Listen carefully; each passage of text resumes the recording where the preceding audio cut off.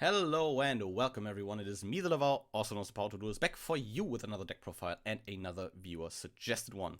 This, however, is a deck I am fairly familiar with. It is Evil Eye. I've looked at this deck in the past because I really like the art style.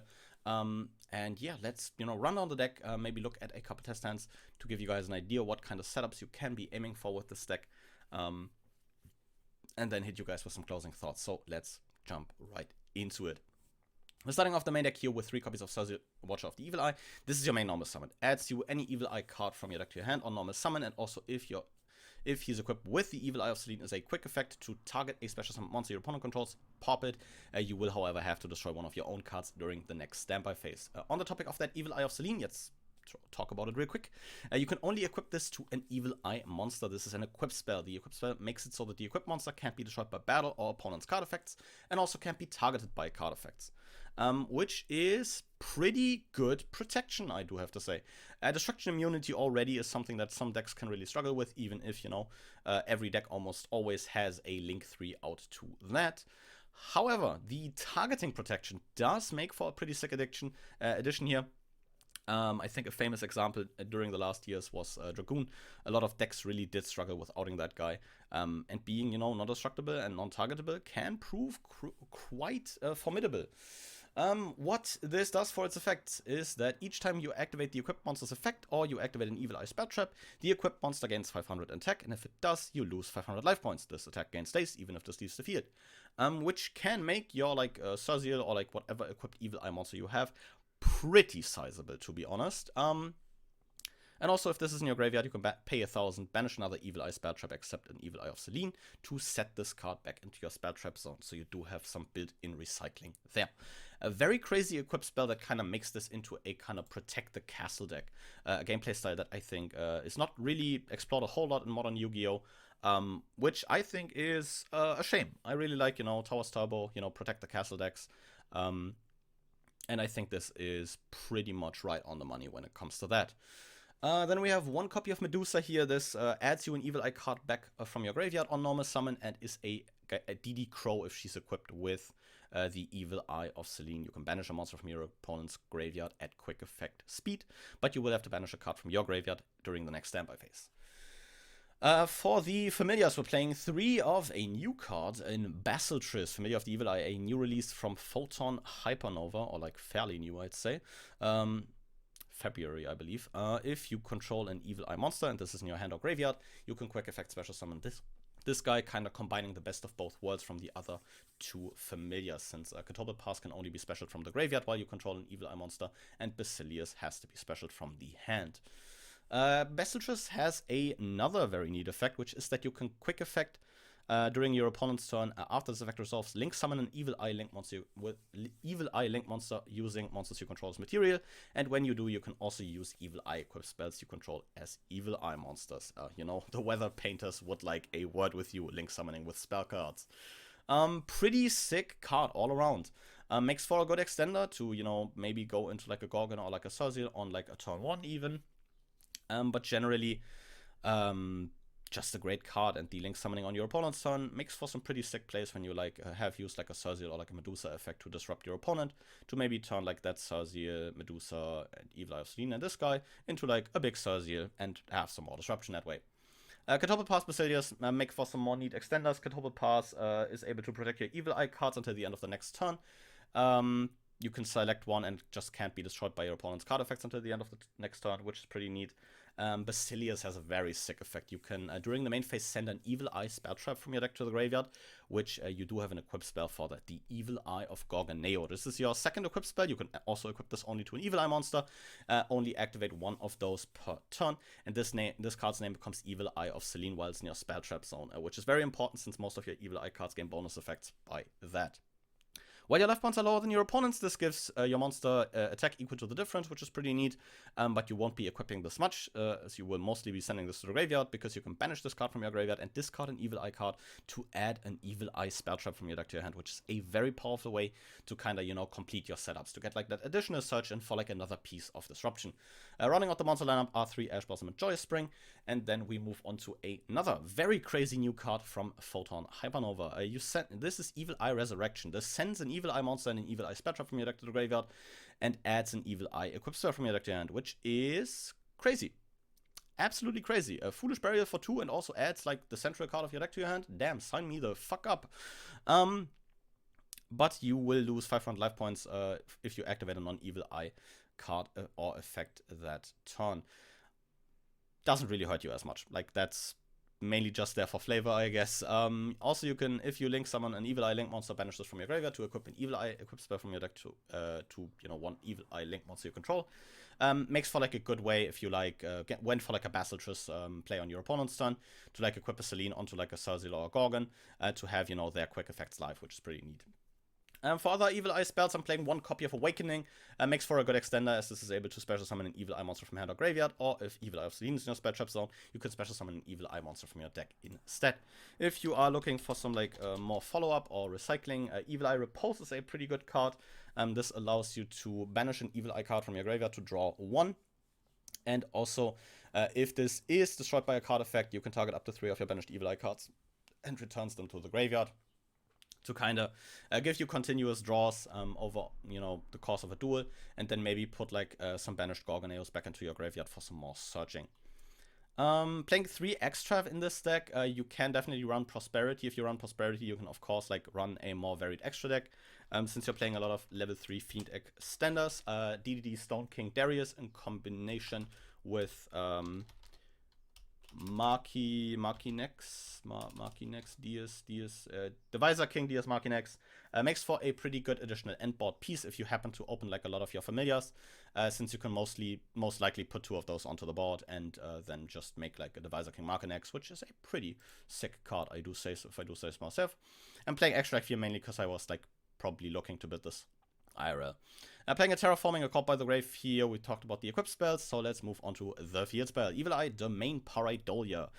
This rotors for any Evil Eye monster from your deck to your hand on activation, and once per turn during damage calc if your Evil Eye monster is attacked. While Evil Eye of Selene is in your spell and trap zone, you can also make your opponent take that battle damage. Kind of a neat way to, you know, even the scores a bit with the life points, since you will be losing quite a few due to your Selene's effect. If this card in your field zone is destroyed by card effect, you can target an Evil Eye monster in your graveyard, add it to your hand. Kind of something you can blow up with your Cersei on like a follow-up turn to maybe add like a resource pack, which is pretty neat. With that, we get into the trap lineup. We have Evil Eye Defeat here at the start. If you control an Evil Eye monster, you can target a monster on the field, or up to 2 instead if you control Evil Eye of Selene. Return them to the hand. Pretty straightforward. Compulsory activation device in an archetypal fashion. And having the ability to bounce 2 monsters instead of 1 just by controlling an equipped spell is pretty darn sick. Really like this card. A very good piece of interaction. We have 3 Imperm here, 3 Judgment for some more protection. This deck really hates back row wipes, so I decided to, like, you know, main deck the Judgments. I think that's a fair decision to make. And then capping off the spell trap lineup are 2 copies of Evil Eye Retribution. When a spell trap is activated while you control an Evil Eye monster, you can negate the activation if you do destroy it.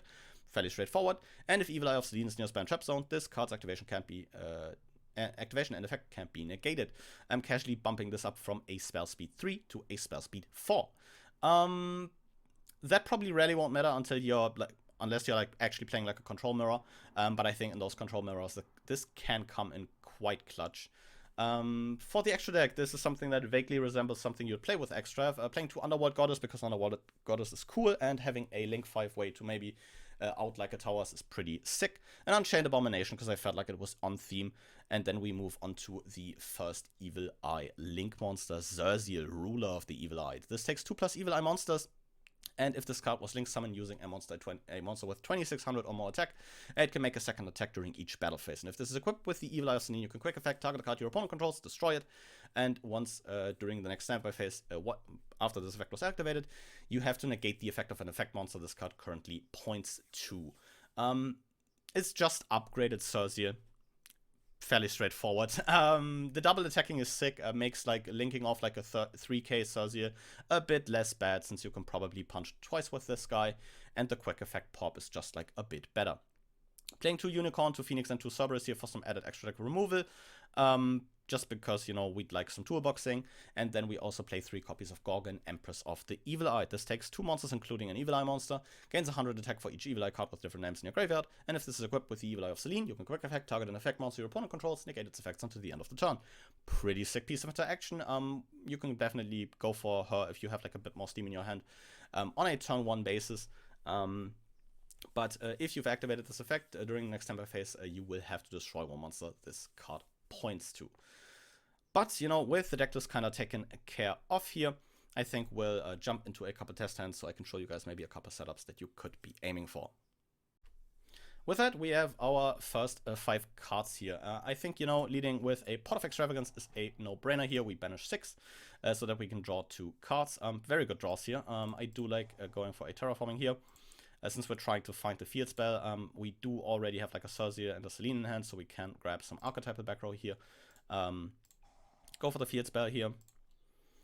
Grab a Evil Eye monster, yes sir. We can grab a Basilisk here to give us an additional disruption on our opponent's turn. Normal summon the Cersei here. Since I do not have like a Solemn in hand, I would really like to maybe grab a Retribution here to protect my back row. And with that being taken care of, we can activate the Selene, equip that to the Cersei. Go ahead and set this Infinite Impermanence, set this Evil Eye Retribution, and from here we are looking pretty darn good. We have the Cersei Quick Effect pop here for a special summon monster our opponent controls. We have an Infinite Impermanence, we have a Retribution to potentially, you know, protect our back row from being wiped. We have an Ash in hand, and we have the Basilisk in hand. Since Basilisk special summon effect is a quick effect, you can, you know, of course, in your opponent's turn, after you've used your Cersei, put the Basilisk on the board, and then make a Link 3, which is, of course, the big Cersei here. So that's pretty neat. It gives us a good bit of disruption for our opponent's turn. But let's maybe, you know, take a look at a second hand to kind of cement that. Second hand, also looking pretty stacked. We have drawn Evil Eye Resurrection here, which is pretty sick. So let's go ahead and fire that. We'll go ahead and dump a copy of Gorgoneo. We'll go ahead and dump a Catobal Pass. And then we can add a copy of, I think it will be... discard an Evil Eye card, so we can even grab a copy of Gorgoneo here, since we do have Selene already in hand. We can go ahead, normal summon this copy of Cersei here, attempt to use the effect. Of course, you will get, you know, of course, Anthrop on your Cersei.